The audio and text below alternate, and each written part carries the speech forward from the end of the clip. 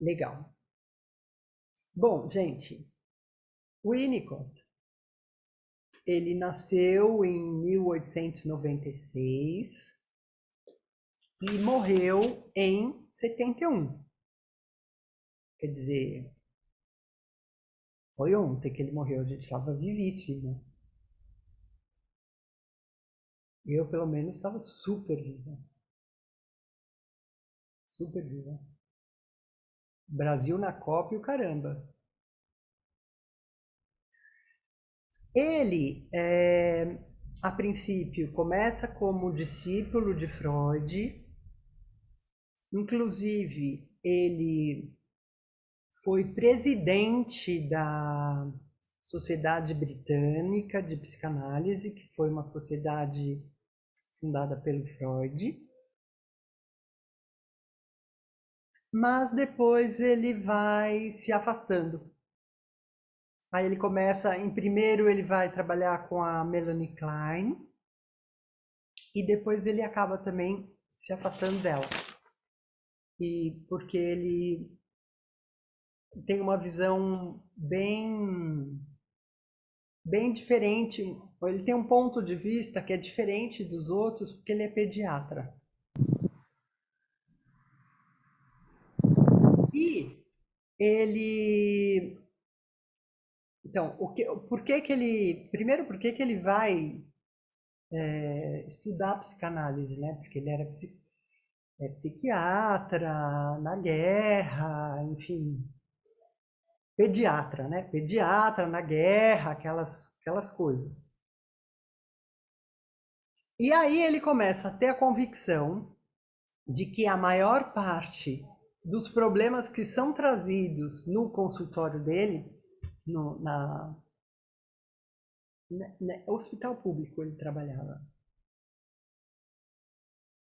são relativos a dificuldades da relação mãe-bebê nesse primeiro momento de vida, nesses primeiros meses de vida. Oi, Dani.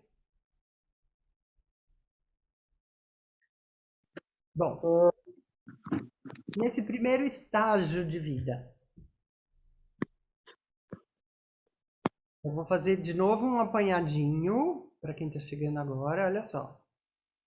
O Winnicott. Você conhece alguma coisa de Winnicott, Dani?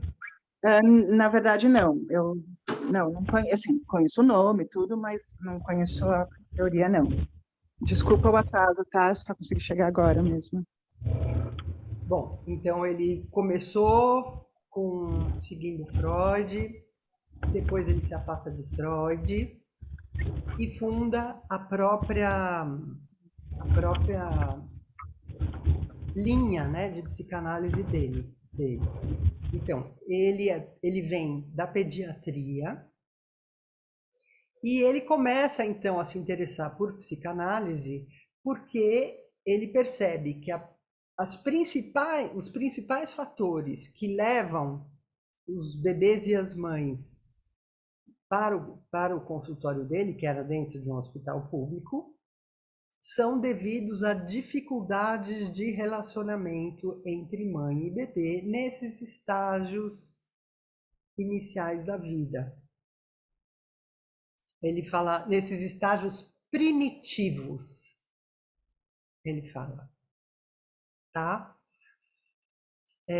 Então ele criou a teoria do amadurecimento. Isso daí já é uma novidade na área de saúde, porque ele criou uma teoria de saúde mental, que é uma coisa bem de médico, assim, né? O médico quer saber os marcos do desenvolvimento com 6 meses, o que está fazendo, né? E ele entendeu que não havia referenciais de saúde mental.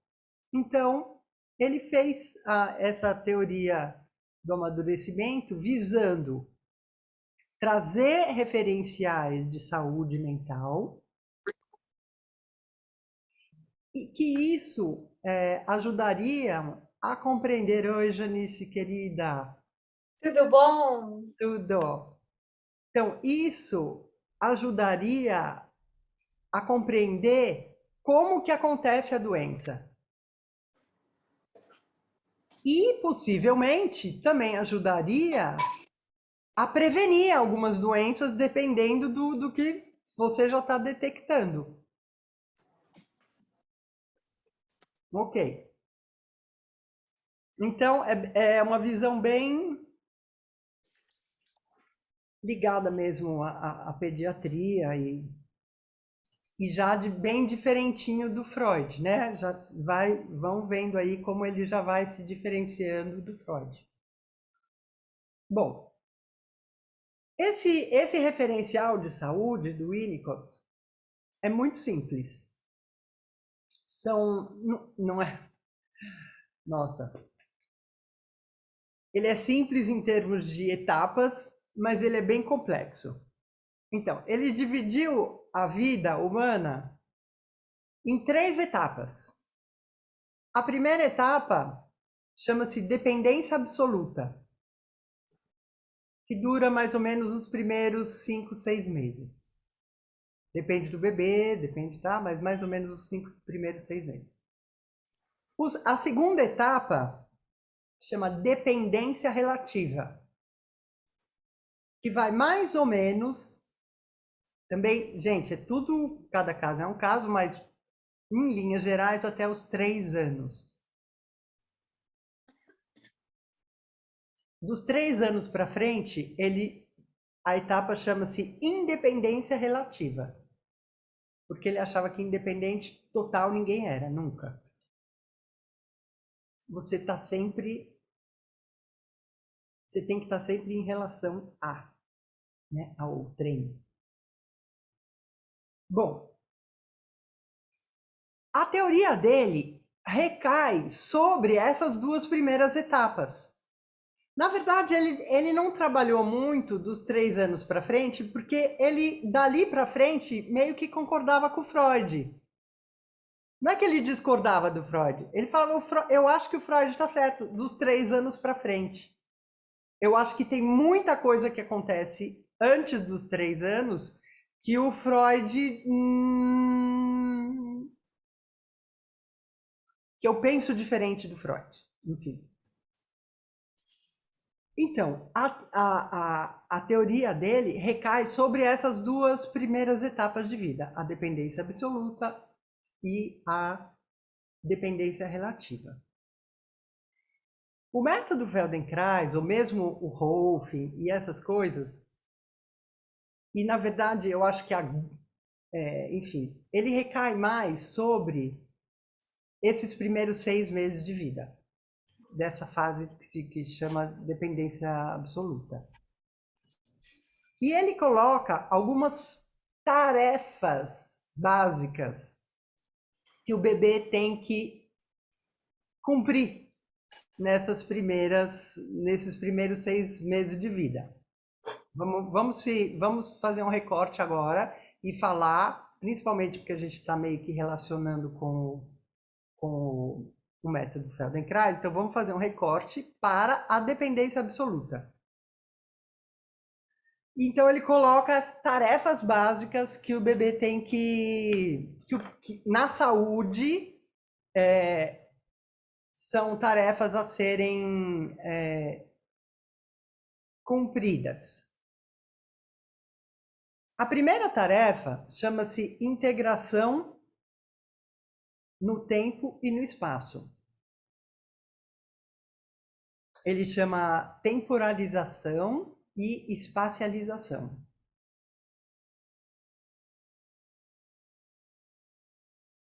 A segunda tarefa chama-se alojamento da psique no corpo, que parece muito, Janice, com a formação da noção de corpo do Victor da Fonseca. E dá licença um pouquinho, você disse que a aula era aberta, né? Tem algumas alunas interessadas, eu vou passar o link, tá bom? Tá? Dá licença. Vai E legal jogando. você chamar a atenção quando é do Vitor da Fonseca também, tô adorando. Não, porque a gente tem que fazer o link, né, com as coisas que já apareceram. E eu talvez faça link, vou fazer link com coisas que ainda vão aparecer também, tá? Então, voltando, a segunda tarefa é alojamento da psique no corpo ou personalização. Porque ele diz que, por exemplo, uma esquizofrenia, umas coisas assim, ele diz que a pessoa não está no corpo. A terceira tarefa chama-se apresentação da realidade. E a quarta tarefa chama-se constituição do si mesmo primário. Oi, Silvana. Então, as duas primeiras tarefas são as tarefas mais ligadas à questão do Feldenkrais, que eu vou começar por elas. Se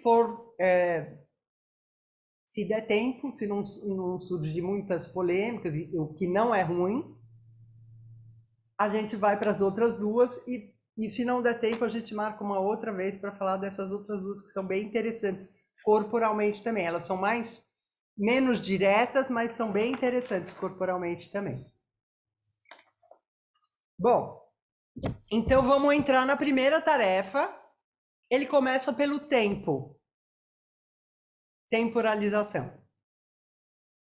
Então ele começa falando assim, que o bebê, ele vem de dentro da mãe, ele vem de um meio aquático, ele não tem peso, ele não respira, ele não deglute, ele não engole, né? Ele não defeca, nada.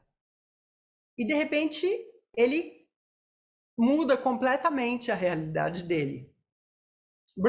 Nossa, eu ia até passar um vídeo para vocês, mas eu passo depois. É um link de um, enfim.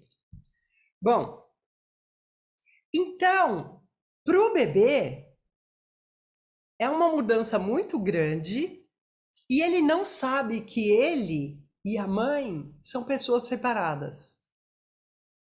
Ele não, para ele e a mãe são uma coisa só, tá? E a única referência que ele traz de dentro da mãe, que ele traz da vida intrauterina, são os ritmos maternos, porque o resto tudo mudou. Então, o batimento cardíaco e o ritmo respiratório são uma referência muito importante para o bebê. E ele se identifica, inclusive o Winnicott conta, que ele faz parto, tudo, participava de parto, e ele via, logo que o bebê nascia, que era colocado assim pertinho da mãe, ou no colo da mãe, sei lá, que o bebê tentava adaptar a sua respiração à respiração da mãe. Então, se a mãe faz, o bebê fazia, tentava para entrar em sintonia, porque era a referência que ele tinha internamente. Então, ele fica buscando essa referência, porque no resto, gente, tem temperatura, tem luz, tem tato, ele não tinha nada disso. O que ele vai desesperado. A referência que ele tem é rítmica. Olha que coisa linda para quem estuda percussão. Não é à toa que eu fui buscar percussão, gente, para estudar. Realmente não é. Então, primeiramente, né, o ritmo cardíaco e o respiratório. Aí, o que o bebê começa, então, a vivenciar os seus próprios ritmos, né? Que ele já traz os seus próprios ritmos. O sono e a vigília, a excitação e os estados tranquilos, a fome e a amamentação.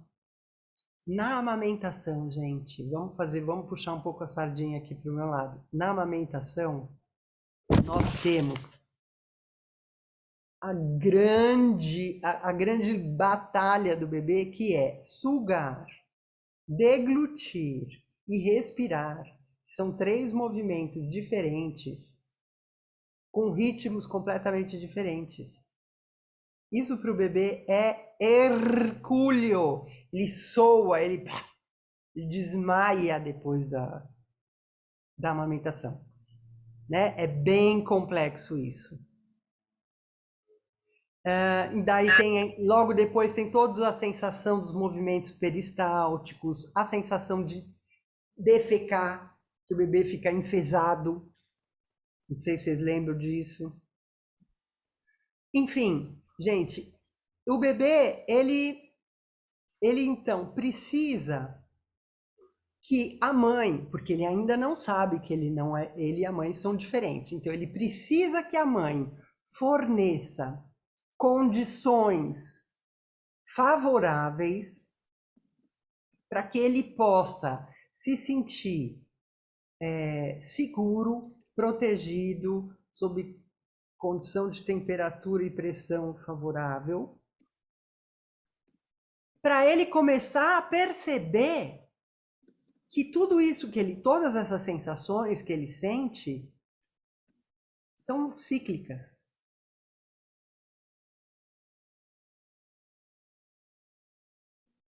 Eu, Silvana, entrei como Fisiosset no computador. Ah, tá. Você está com 2 coisas. Tá bom. Eu vou tentar sair de um dia para não atrapalhar. Só um minutinho. Não atrapalha nada. Pode ficar aí.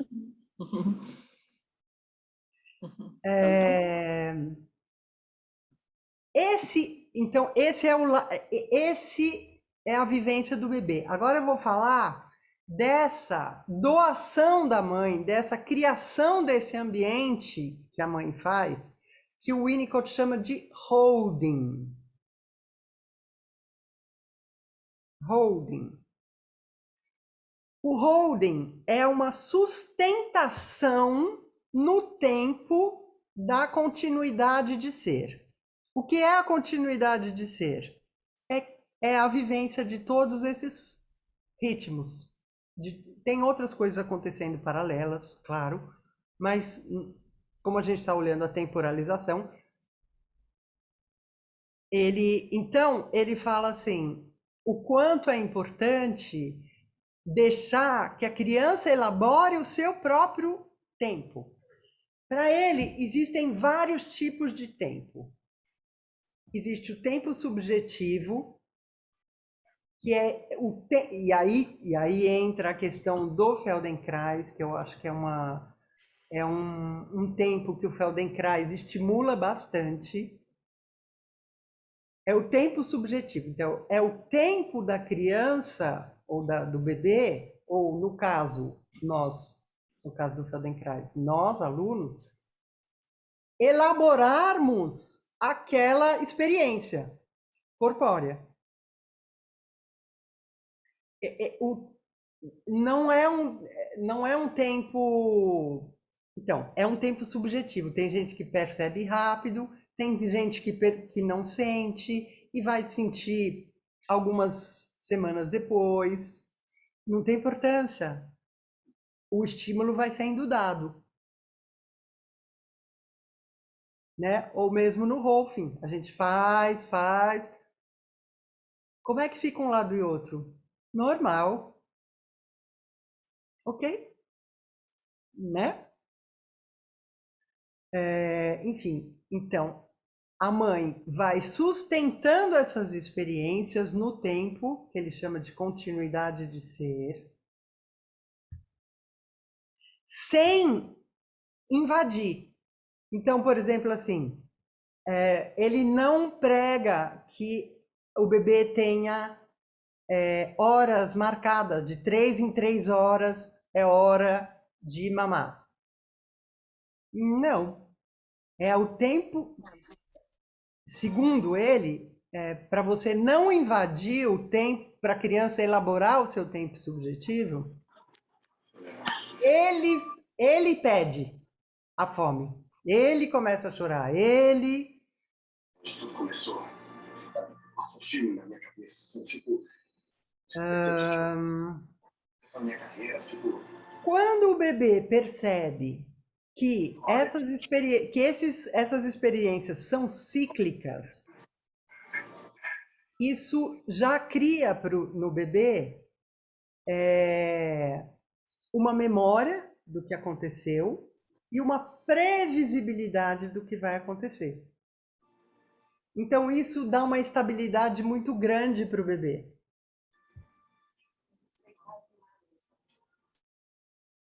Então, para o Winnicott, a mãe suficientemente boa não vem com muita novidade, não. Gente, de parênteses, a burra aqui falava, ai meu Deus, hoje vamos fazer diferente. Vamos fazer diferente, eu adorava fazer diferente com os meus filhos, burra idiota. Vamos lá.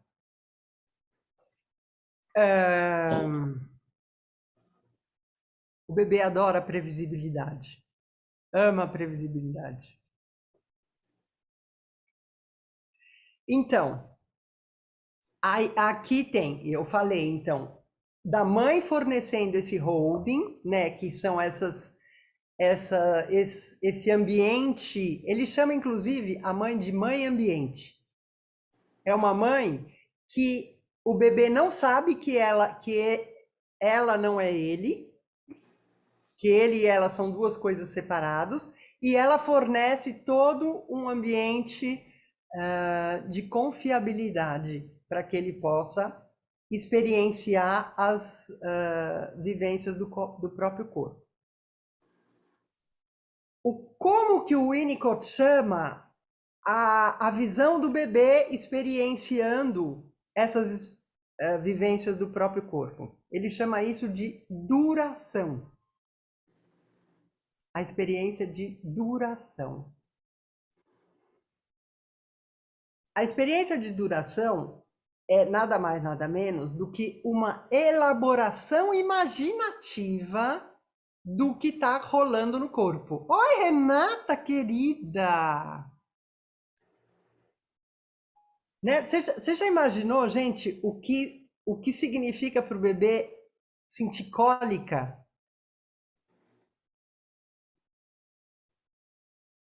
No último estágio, gente, é assim, tem um dentro e tem um fora, né? Mas deve ser complexo, ele nunca, até para nós é chato, imagina para o bebê que não sabe nem que, enfim, tem...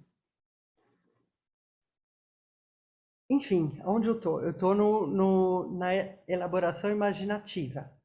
A elaboração imaginativa vai, então, pegando as sensações, essas sensações que vêm do corpo, e vai elaborando.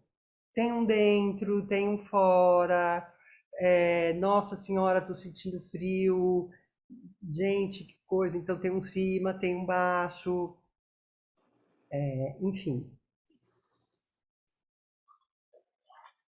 Só para retomar os conceitos. Então, tem o holding, que é o ambiente que a mãe fornece. Tem a duração, que é o estado nirvânico do bebê, de elaboração imaginativa do bebê. Só para falar, o Winnicott, ele relaciona o ser com esse estado de elaboração imaginativa do bebê. E ele contrapõe isso ao fazer.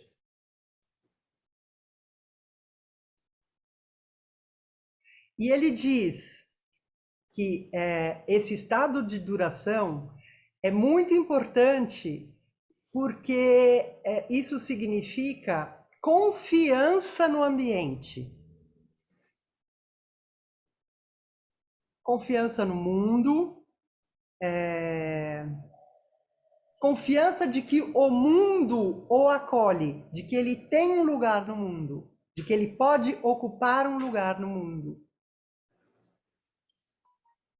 Então ele fala que as crianças, os bebês que não tiveram essa experiência, dificilmente vão conseguir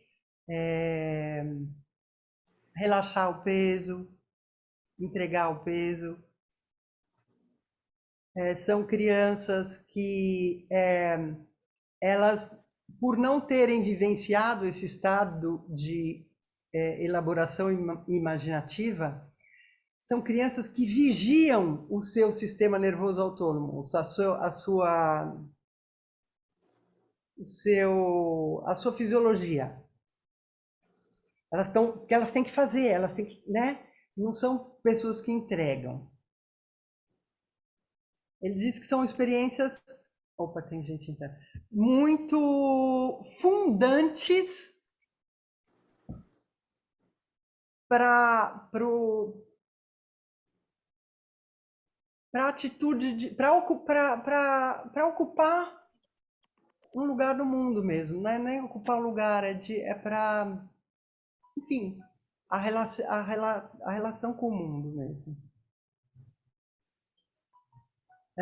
Então já falei de holding, já falei de duração, já falei de elaboração imaginativa. Agora vamos relacionar um pouquinho com a questão do Feldenkrais. Eu acho que o Feldenkrais, ele propõe uma experiência corporal, e aí ele vai, através das atenções que ele vai chamando a sua atenção para pontos de vista que essa experiência pode ser vivenciada, ele vai propiciando, induzindo esse estado de elaboração imaginativa. E ele às vezes ele estica o tempo numa experiência só. E muitas vezes cansa e separa, e muitas vezes não, você fala, nossa, como foi, já passou o tempo tanto, que coisa. Quer dizer, deixa eu só terminar a questão do tempo para o Winnicott. Então, ele tem essa visão do tempo subjetivo, que se você consegue elaborar o tempo subjetivo, vivenciar todas essas experiências rítmicas do seu corpo e tal, você vai conseguir entrar em sintonia com o outro, e aí ele chama isso de tempo compartilhado.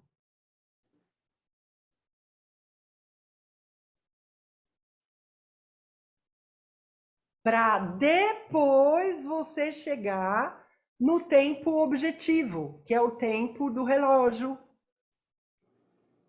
o tempo do calendário.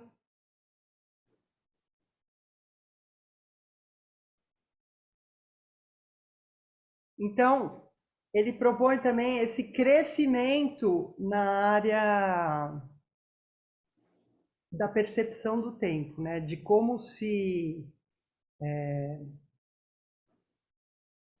desenvolver no tempo, de como acontecer no tempo.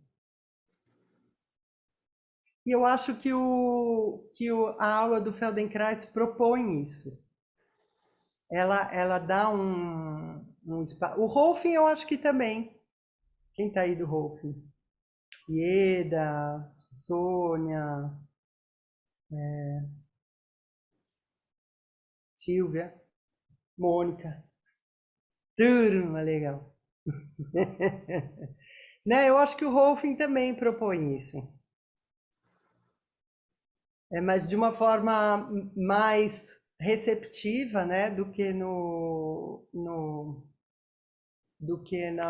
Feldenkrais. Ok. Alguém quer falar, perguntar, sugerir alguma coisa em relação ao que eu falei com as experiências vivenciadas ou em trabalhos corporais ou nas experiências da aula de Feldenkrais?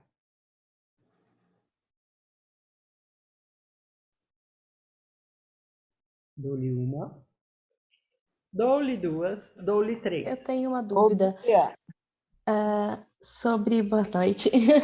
Oi, Sobre Tatiane. essa. Tudo bem? Sobre o tempo compartilhado, diferente do tempo cronológico, isso ele vai se dar até que momento? Como é que a gente pode contabilizar isso? Até que idade? Como é que ele diz isso? Não, o que ele diz é que se você não conseguiu vivenciar o seu tempo subjetivo, dificilmente você vai conseguir vivenciar o tempo compartilhado. O tempo compartilhado, eu estou vendo aí violões na sua parede. Não tem idade para isso. É a coisa mais gostosa de vivenciar, gente. Seja através da música, seja através de, sei lá, torcida de futebol. Ontem eu estava assistindo o negócio do Neymar lá. Sexo, né? Tem milhões de jeitos de vivenciar o sexo. Então, isso é. Então, agora eu tinha entendido Tempo que isso era só para o bebê. Não, então isso é para a vida. Isso é para a vida. Mas o que ele diz é assim, se tem etapas, o tempo inteiro no Winnicott é assim. E isso parece muito com a psicomotricidade. Se tem as etapas basais não estão bem estabelecidas e vivenciadas, provavelmente as etapas mais desenvolvidas que se alicerçam nessas mais basais vão apresentar sintomas, os mais diversos. E o que ele propõe como forma de terapia é exatamente a oferta dessas experiências basais. E aí que eu acho que o Feldenkrais entra muito bem nisso.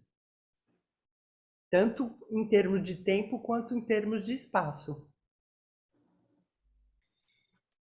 Bia, fiquei curiosa se dentro da própria proposta do Winnicott, se ele tinha uma forma de resolução, vamos dizer, de cura, de tipo um bebê que não tivesse tido, né, esse desenvolvimento, se ele chega numa idade mais velha ou adulto mesmo, e se ele oferece alguma solução para isso, porque Feldenkrais, vamos dizer, seria uma proposta, né, que não veio só por essa questão, né? Então, dentro dessa Então, teoria dele mesmo. não tem. Eu acho que a solução, a proposta que ele traz, numa forma geral, é isso que eu te falei. É a vivência dessa experiência básica. Só que ele é um psicanalista. Então ele vai fazer isso dentro do universo dele. Né? O que eu estou propondo aqui é exatamente a gente pegar os conceitos, que são conceitos que a gente vê também em outras linhas de terapia, principalmente nessa área corporal, e talvez você vai identificar, não sei, você vai fazer parte de um coral, você vai... Para mim foi isso, eu fui estudar percussão, e eu falei, nossa, olha, depois eu estava entendi, imaginando, nossa, não é à toa que eu vim parar aqui. isso, Não é à toa que eu vim parar aqui. foi uma coisa, eu pensei numa resposta por aí, dessa questão da musicalidade mesmo, porque trabalha com o ritmo e a parte também da melodia. É justamente, primeiro você, né, ter um domínio, vamos dizer, técnico, sei lá, você conhecer o ritmo, mas você, na interação, é que você cria, né, a música. Que você Uma das formas de aprender uma... música. Uma das formas de aprender música, sim. Mas, Dani, vamos falar da teoria dele, e aí depois a gente, se sobrar tempo, a gente fala das terapias. Eu acho mais legal a gente falar sobre os conceitos. Mesmo porque eu não sou Eu estudei lá, quando começou a entrar eu estudei essa parte da saúde, entendeu? Quando entrou na parte de terapia, eu falei, bom, eu sou da área corporal e é aqui que eu quero ficar, tá? Mas eu posso te indicar livro, cursos, que é um universo maravilhoso também de se estudar. Maravilhoso. Tem, inclusive, chama Centro Winnicott, que é um pessoal que está ligado à PUC. Muito legal. Muito legal.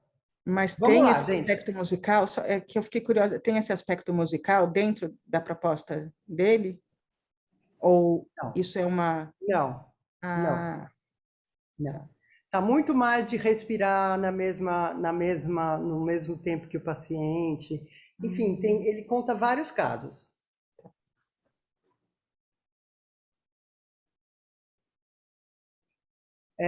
Vamos lá. Oi, querido, estou dirigindo. Seu WhatsApp. Não sei. Vamos lá. Espacialização. Bom, então você imagina que. Sônia 20, se você conseguir, pode mostrar tudo. Bom, vamos lá. Ela mandou alguma coisa para o meu WhatsApp, depois eu. Vamos lá. Então, vocês podem imaginar que, como eu falei, a referência que o bebê traz de dentro da mãe são esses ritmos. Então, a partir dessas experiências de vivenciar esses ritmos, obviamente, ele vai também tendo experiências de lugar, né? Ou seja, do corpo como um lugar de vivenciar essas experiências. Como um lugar de experiências de si mesmo, né?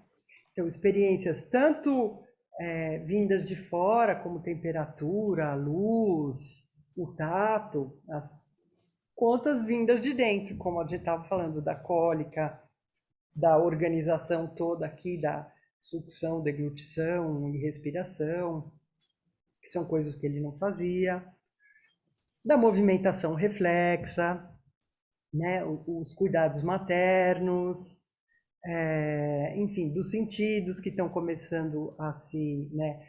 Ele nasce com a audição mais mielinizada, mas tem sombra e luz da visão, enfim.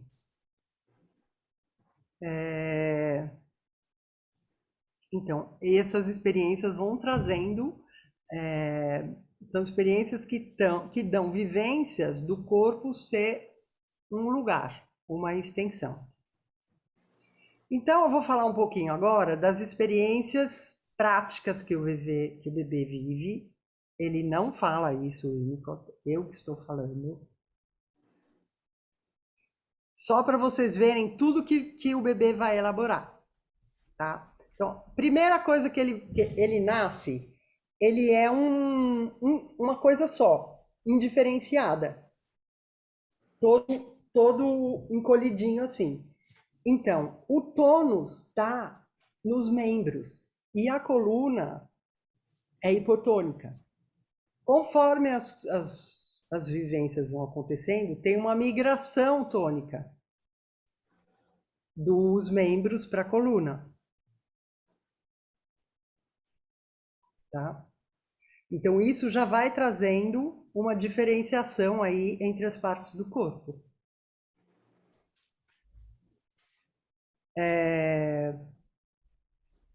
Outras experiências é a questão do respirar, deglutir, essas experiências do espaço interno da cólica, do defecar, do fazer xixi,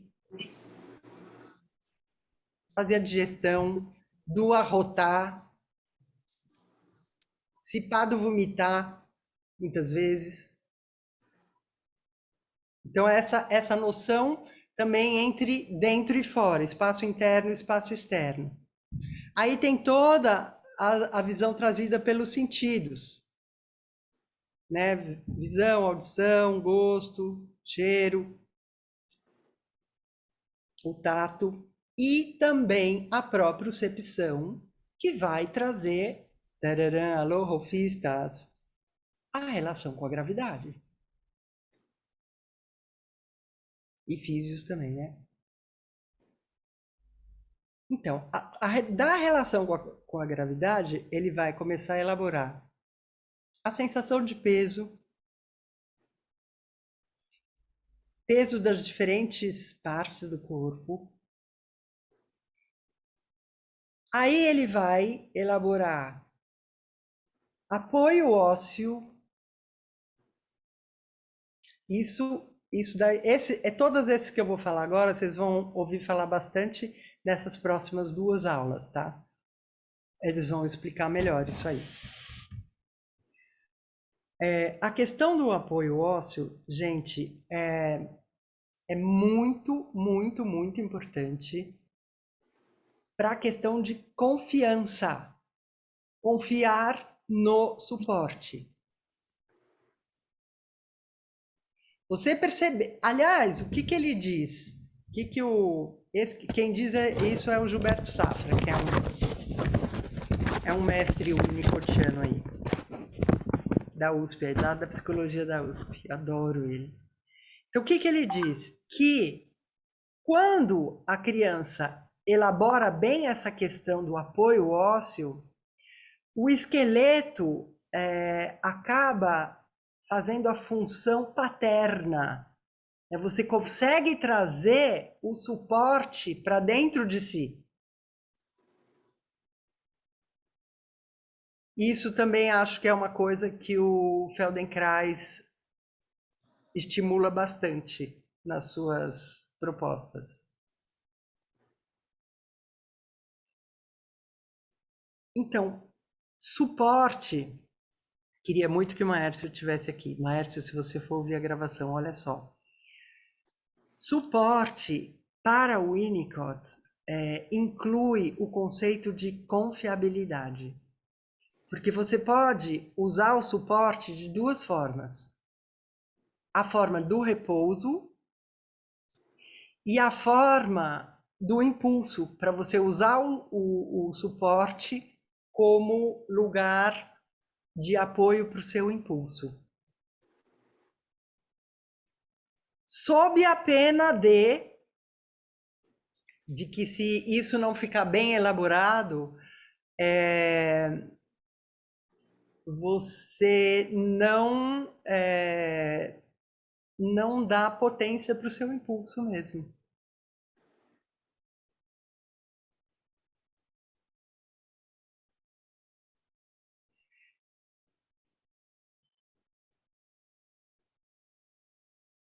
Então, falei do suporte, repouso e ação, tá.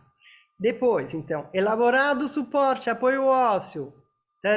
Transferência de peso, vai de um osso para o outro, prum, né? Para rolar, para sentar, para rastejar. Transferência de peso. E também a questão do impulso, o trabalho da questão de impulso, porque quando você impulsiona, que aí também está ligado à questão do suporte, só falta ser o Maércio, gente, que a gente estava falando disso. É que a criança descobre que tem sempre uma oposição de força, ou seja, né, nesse campo gravitacional, quando você empurra para baixo, você se eleva. Aliás, vou refazer a minha fala. Só quando você se empurra para baixo é que você se eleva de uma forma saudável. Senão você se carrega, se suspende, ou seja, você está numa eterna luta com o inimigo mais constante e potente que nós temos aqui na Terra, que chama-se força da gravidade. Então, essa descoberta também... Gente, é claro que é tudo... Os imortais, né, os grandes, assim, descobrem e, sei lá, eles vão para... Mas isso fica inconsciente. Mas é uma tarefa dessa fase de evolução. Você descobrir, porque e isso, eu vou falar lá na frente, mas isso depende também de você, ele fala, né, de você ter uma mãe que permite que você se oponha a ela. Isso, quem estimula muito isso é na eutonia. Tem até um exercício, não sei se alguém aqui já fez eutonia, que se chama repousser. Lúcio, Oi. você já foi da eutonia? A Valéria que diz que vinha, que que ela tem formação em eutonia. Enfim, isso é muito explorado na eutonia. Essa coisa da oposição, de você, para você descobrir que existe, sempre num movimento, existe oposição de força. Ô, Bia, e a técnica claudiana é muita oposição, demais também, só para Então, isso completar. tudo vocês vão ouvir falar muito melhor na técnica do Klaus, exatamente. Ele pega exatamente esses e ele explora, e é bonito porque é o mesmo princípio visto com dois ângulos diferentes, Adriana, porque o Winnicott ele traz sempre um contexto psíquico, né? Então, porque isso vai, vamos dizer assim, vai prejudicar o desenvolvimento do seu impulso de vida, impulso de alcançar meta, objetivo e tal, né? O Klaus faz isso bem num âmbito físico para efeitos cênicos. Então, na verdade, e isso que eu acho, por isso que eu achei legal falar também, porque como que são duas coisas, e que se você entende isso no seu corpo, obviamente isso vai se refletir em todos os seus aspectos psíquicos também. E aliás, turma, acho que esse é o papel do terapeuta corporal. Agora, Bia, só uma dúvida. Falando de Feldenkrais, eu não sinto muito, porque eu achei tão incrível aquela coisa que Maese colocou, da conexão do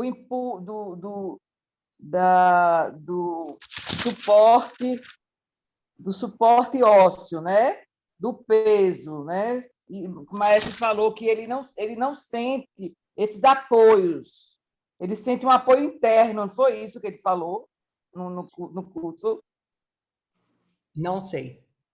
Bom, eu só Fala de queria... você. Fala de você. Então, eu vou falar de mim, porque eu registrei um pouco, dentro da experiência que eu tive de Feldenkrais, eu não sinto muito esses apoios como intenção de oposição. Eu faço a prática, eu sinto que, quando eu mexo uma parte, pode mexer a outra, mas não é aquela intenção, como é do Klaus, de uma intenção de uma oposição com a outra, sabe? Isso é experiência minha, não sei. Mas, Adriana, na prática que ela deu, lembra que ela falou? Mexe o ombro.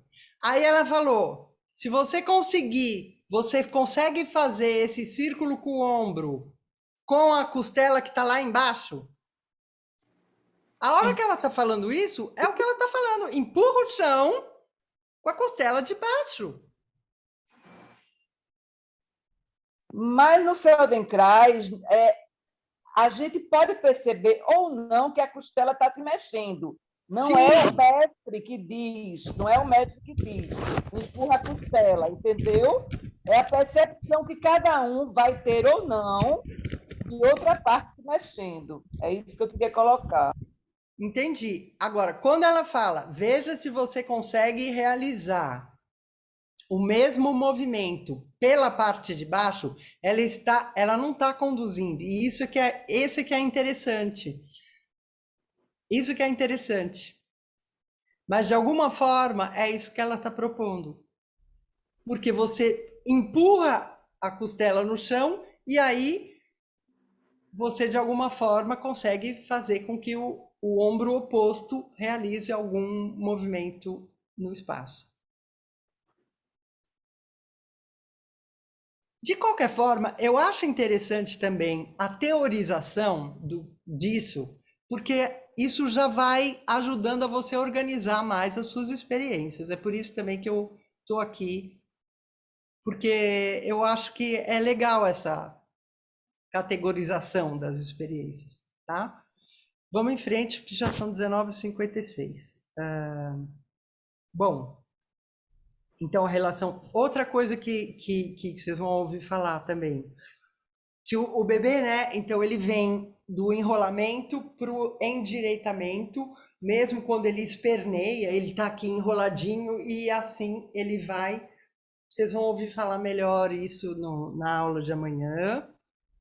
Uma coisa que o Winnicott, que quem fala na verdade é o Safra, que é bem importante, é que nesse desenrolar do bebê é importante que o bebê elabore um centro de si mesmo. E olha só que ele inclusive... Aí, quem sugere ele sugere mais ou menos esse centro onde é. E a Bézier, a gente pode inclusive questionar o André sobre isso. A Bézier mostra no livro dela que o tal do centro vai ser mais ou menos entre a 12ª costela e a primeira lombar.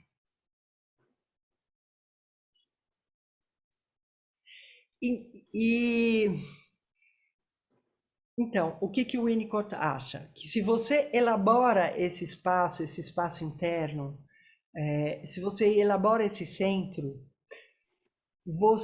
o mundo vai ser um lugar para ser olhado com curiosidade e com disponibilidade. Porque se você não tem um espaço interno bem elaborado, o mundo vai sempre soar como algo que te ameaça.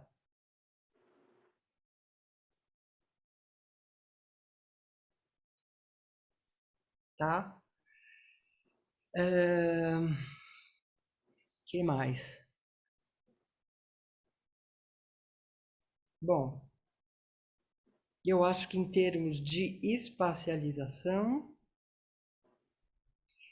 ele fala uma coisa bonita. Ele fala assim: ocupar um lugar no mundo é ocupar um lugar na vida de uma outra pessoa. Porque todas essas experiências estão sendo feitas em referência àquele ambiente que a mãe tá assegurando todas as condições para você experienciar isso. Sem deixar cair. Gente, alguém deixou criança cair quando era bebê? Nossa, eu deixei. Nossa. Nossa Senhora, gente. Enfim. Ufa. É uma tortura estudar o Winnicott. É uma tortura. Mas, enfim, é bonito isso, né? Quer dizer, ocupar um lugar no mundo é ocupar um lugar na vida de uma outra pessoa. É muito bonito isso. Porque quando você ocupa, né, na outra pessoa, de alguma forma você conseguiu elaborar o seu eixo, você conseguiu elaborar o seu espaço interno, e aí a sua relação com o espaço e o tempo externos vão ser muito mais saudáveis mesmo, né? Ok. Me parece assim que é o que você falou no início, ele dá muita importância para o aspecto relacional, né? O tempo inteiro. Não. Que o ser humano nunca é independente, né? Nunca é independente e o desenvolvimento é sempre na relação com. Gente, só uma coisa assim, eu vi ontem um capítulo É uma coisa que tem na Netflix sobre o Neymar. Cara, a relação do Neymar com o pai é alguma coisa que você fala, meu, até eu seria campeão do mundo com um pai desse. É até invasivo demais, né? É over, mas enfim, é impressionante como uma costa quente dessa. Bom, vamos passar então para alojamento da psique no corpo? Tá. Então, para Winnicott, o psiquismo não existe desde sempre. Você não nasce com um psiquismo. Ele é uma aquisição, tá? E ele vai acontecer decorrente dessas experiências no tempo e no espaço, tá? Na verdade, para o Winnicott, nem corpo, existem duas coisas. Quando o bebê nasce, é um corpo. Depois, ele vai se tornar um soma. Como é que um corpo vai virar soma? Que é a questão que a gente fez para, né, como how the body becomes somebody. Então, ele fala assim, corpo é uma, olha lá a questão da relação, é uma estrutura não transfigurada pela presença do psíquico. O soma torna-se soma a partir da elaboração imaginativa. Isso vai propiciar uma existência psicossomática. Aí, sim, e que é uma coisa que o Vitor da Fonseca sempre fala, que o motor vem antes e isso vai gerando uma psique. Você pode repetir, por favor? O corpo é uma estrutura não transfigurada, psíquica, depois você falou? Pela presença do psíquico. Eu vou explicar como é que ele vê que vai acontecendo o psíquico.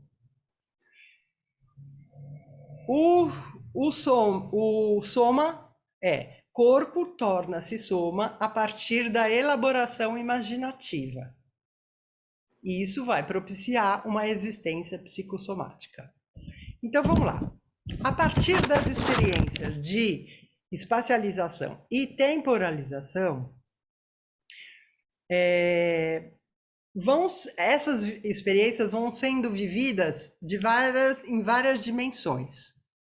Então, a primeira dimensão é a sensorial, né? Então, ela traz qualidades, que são quente, frio, sonoridade, luminosidade, temperaturas, firmezas, velocidades, tal. Essas qualidades vão ser avaliadas, tá? Elas vão ser classificadas. Bom, ruim.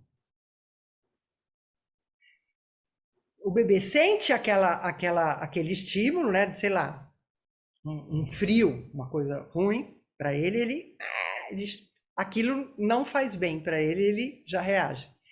Então, é a classificação desses estímulos, bom, ruim, e os 50 tons de cinza que podem existir entre esses dois extremos, vai gerando o reconhecimento das boas condições subjetivas para que o amadurecimento aconteça para você.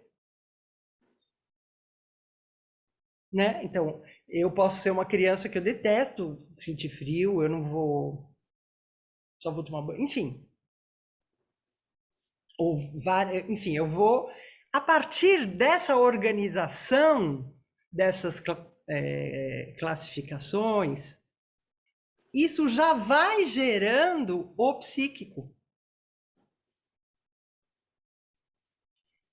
Entendeu? Para Winnicott, é assim que acontece.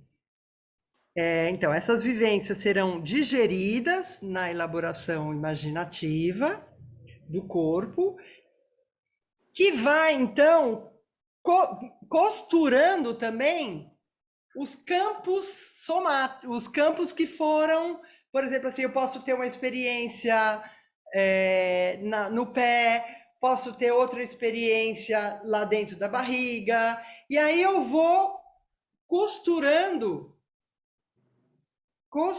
esses campos que estão sendo significados pela presença do outro, né? Pelo cuidado materno, pelos estímulos bons, ruins. Eu vou, então, percebendo essas partes do corpo e vou fazendo uma costura entre elas, uma conexão entre elas, que vai me dando a sensação de integração do corpo e de integração do si mesmo.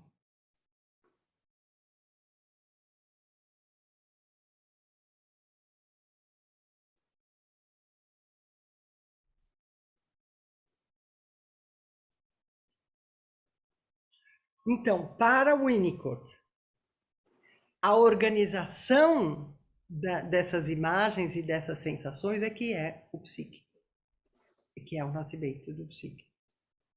E a partir daí, também a organização do como é que eu vou me mexer, como é que eu vou me dar com a gravidade, tudo isso, eu tenho medo, eu não sei o quê, isso tudo vai gerando, ou não, adorei, vou atrás daquela bola, enfim, o impulso, eu tenho facilidade, eu tenho confiança no suporte, vai gerando a minha personalidade, a minha identidade.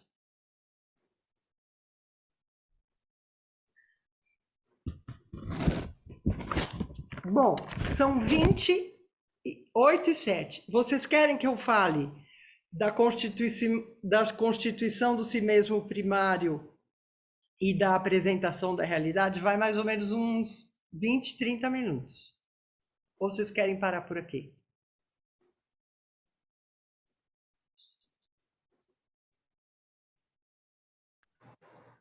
Pode continuar por mim, Bia. Estou aqui. Eu vou precisar sair, mas aí depois eu escuto a gravação. Por mim também, Mariana, ok, Janice, vai ficar gravado. Inclusive, uma vez, o que eu vou falar aqui foi tema de uma discussão na mesa da sua casa, uma vez. Essa, que eu falei, não, para o Winnicott, o bebê não tem atração pelo peito da mãe. Lembra que eu falei? Então, é uma coisa que eu vou começar a comentar agora. Mas depois você escuta. Como não fui eu que discuti com você, então eu posso sair, porque eu não vou precisar discutir de novo. Se tivesse sido eu ia ter que ficar para esse assunto poder. Você não ia discutir comigo porque a opinião é dele, não é minha. Não, então, né? Mas as diferentes visões que a gente vê a opinião dos autores, né? Porque tem isso. O autor diz, mas pessoas diferentes às vezes fazem interpretações diferentes. Também tá tem. Bom? Tá bom. Minha gente, beijo, muito Janice. bom estar com vocês. Bia, olha, fantástica essa iniciativa.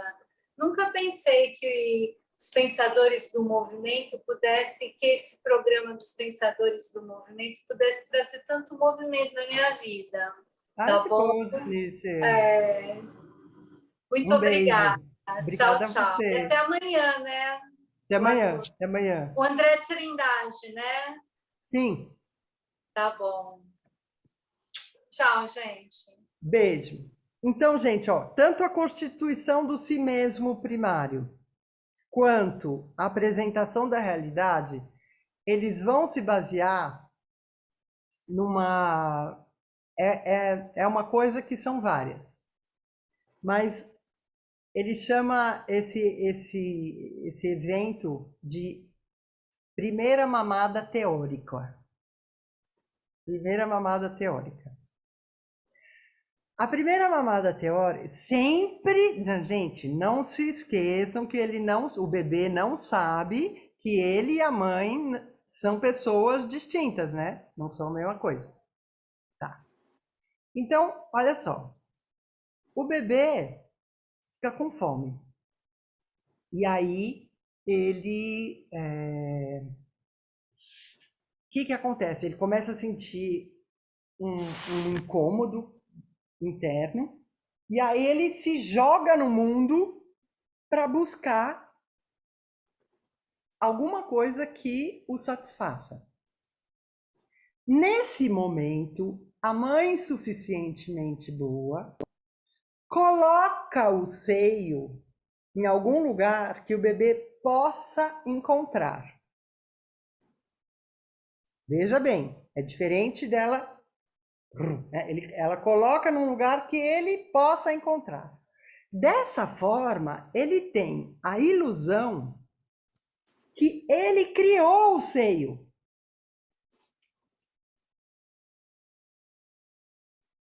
Olha que coisa bonita. E isso é muito importante para a constituição do si mesmo. E também para a questão da realidade. Vou começar pela constituição do si mesmo, tá? Então, para o bebê, isso traz a sensação de onipotência. E o Winnicott fala que a sensação de onipotência é a base da criatividade, é a base do sonho, é a base da projeção sua no mundo.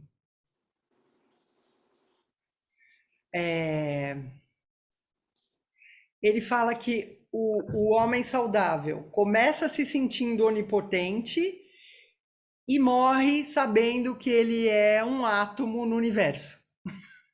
Que esse é o caminho do homem saudável. Ele acha, né? Se sente Deus e compreende depois que... Então, essa sensação de onipotência, por que é importante para ele? Ele se sente real, ele sente que o mundo, que ele existe. Porque quando ele teve uma necessidade, ele conseguiu solucionar.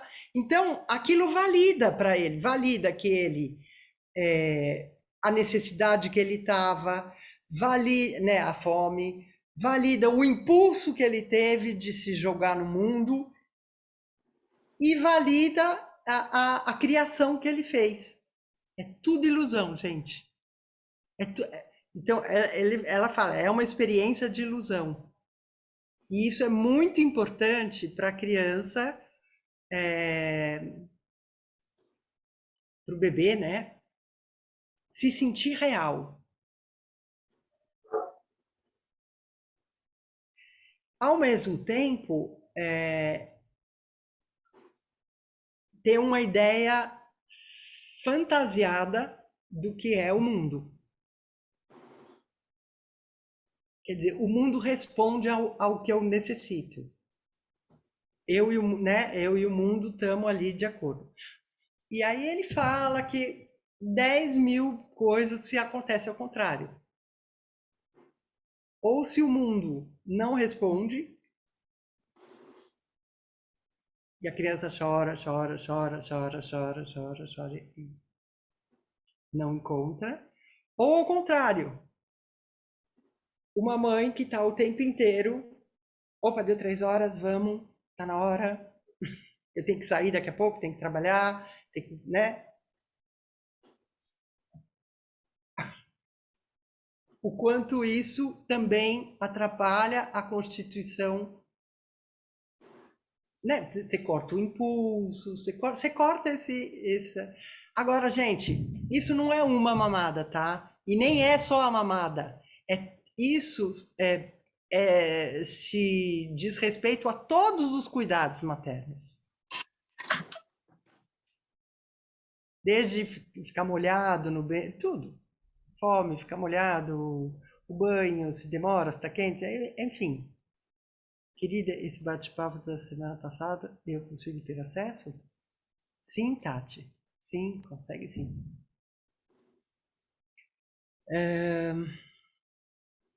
Tarari, tarará. Então, estamos falando da experiência da ilusão e da...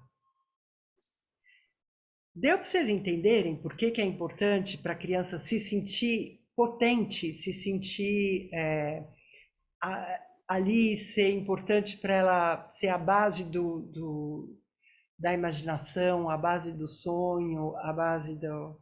Então, ele é diferente, tudo isso você vê como difere muito de Freud, né? Porque Freud já acha, por exemplo, que o bebê, quando nasce, já tem desejo pelo peito e já vai rivalizar com o pai.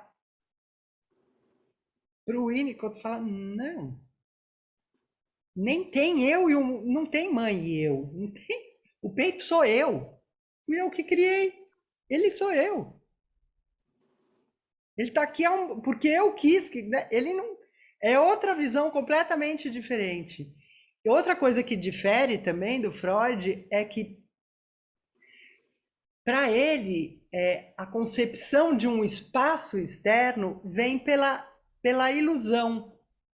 E depois vai se tornando, ele vai amadurecendo e podendo dar conta de que não é bem assim, já existia, não está ao meu dispor, não está assim, eu quero, eu crio, não, né? Mas e o Freud acha que a criação da realidade é pela desilusão, deve ser feito sempre pela desilusão. E o Winnicott, por isso que eles falam, Ieda, que a terapia winnicottiana é mais amorosa, porque eles têm mesmo uma visão muito cuidadosa, né, com a nossa criancinha interna que está lá. Legal, Bia. Hã? Legal, Bia, legal. E também a questão, então já falei dos dois, já falei tanto da potência né, da constituição do si mesmo primário, quanto da apresentação da realidade, que vem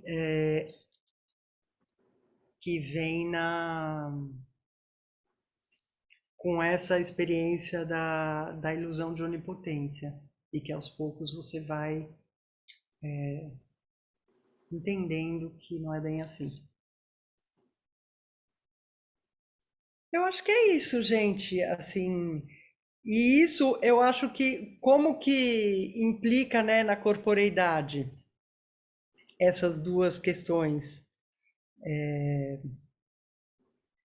Eu acho que a pessoa que teve ela é uma pessoa, vamos dizer assim, menos defensiva, uma pessoa mais aberta, uma pessoa mais...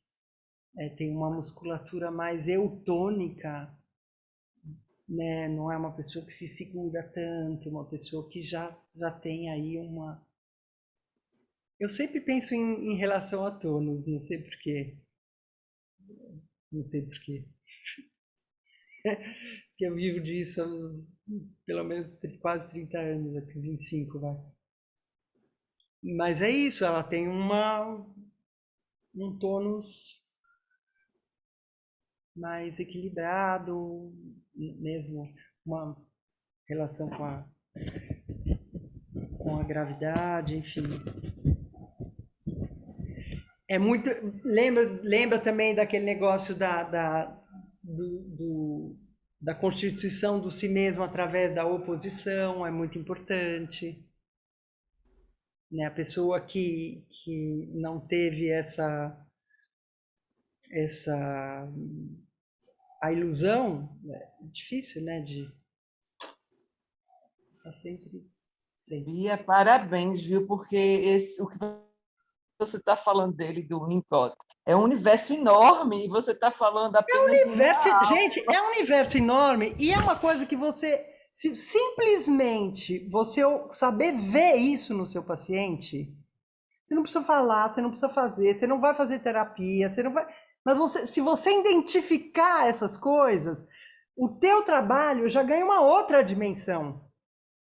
E não me pergunte como, tipo, constelação familiar, as coisas só porque você viu, só porque você pôs a intenção ali, só porque a coisa chega até lá de alguma forma. Porque ganha uma outra dimensão no seu trabalho. Por isso que eu achei importante de falar isso. E só para... Eu me lembrei, quando eu fiz na pós-graduação, tem uma pessoa do Rio, maravilhosa, ela é uma psicanalista, que trabalhou em Angel Viana, acho que trabalha ainda. Hélia Borges, ela falou muito dele, falou muito do Winnicott. Mas faz muito tempo, foi tão bom você falar agora, de vivenciar de novo isso tudo que você está falando. Agora foi uma coisa incrível, porque é muito pouco tempo para você, né, desvencilhar todo esse universo dele, né? Muito pouco tempo hoje só, porque é muito grande. Que eu tento fazer pontes com a nossa visão física.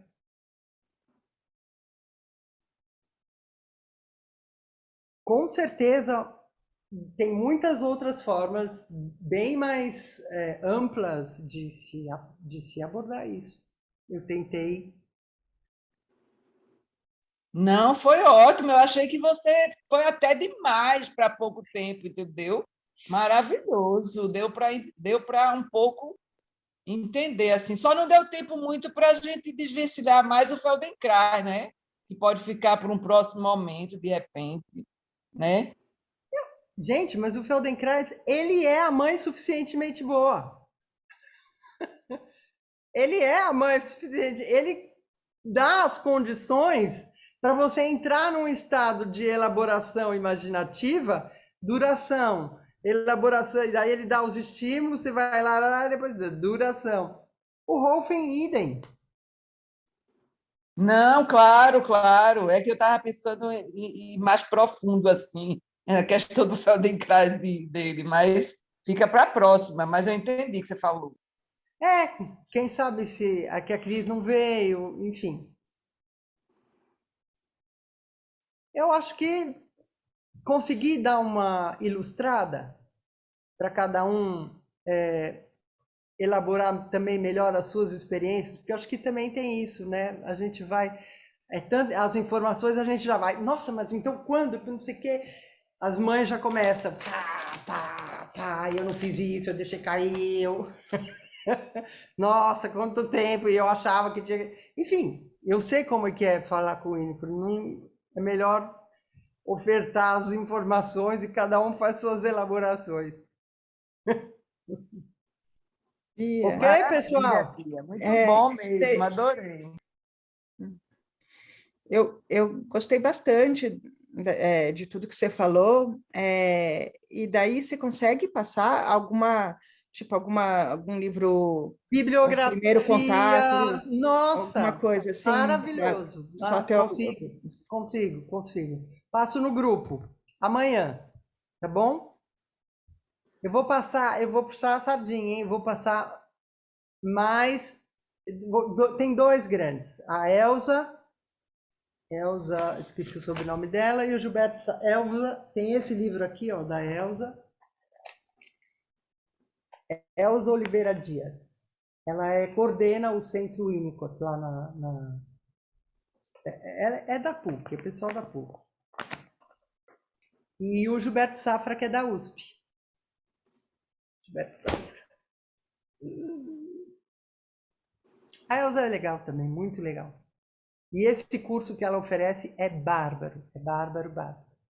Tá bom? Eu coloco lá no grupo. Tá bom? E também, quem desejar ver alguma coisa de artigo da Hélia Borges, ela é a psicanalista que tem muita referência. Coloca lá também, coloca, Adriana. Coloca lá. Tá joia. Entra no grupo, Tatiane. Entra no grupo. E como eu faço para entrar no grupo? Hã? Como eu faço para entrar no grupo? Como é que você recebeu o link? Pela Janice. Ah, pela Janice. Tatiana, eu vou ser muito sincera com você. Eu não vou saber acessar esse chat. Eu tenho um problema. Não tem Já problema. me conhece, eu sou analfabeta cibernética. Mas você não perca, fala para a Janice me enviar o seu celular que eu te incluo no grupo, tá bom? Tá certo. Muito obrigada, querida. Foi Beijo, ótimo. amigas. Beijo. Obrigada pela atenção. Imagina, nós é que agradecemos. Obrigada, Bia, foi ótimo. Que bom. Parabéns, muito Inclua bom. também, Bia, no grupo. Quê? Inclua no grupo. Tá bom, tá bom. Tá bom. Beijo. Bia, vamos fazer um dia do seu trabalho, do Rolf. Eu quero escutar você para frente. Aí, a Ieta fala melhor que eu, ela é prof.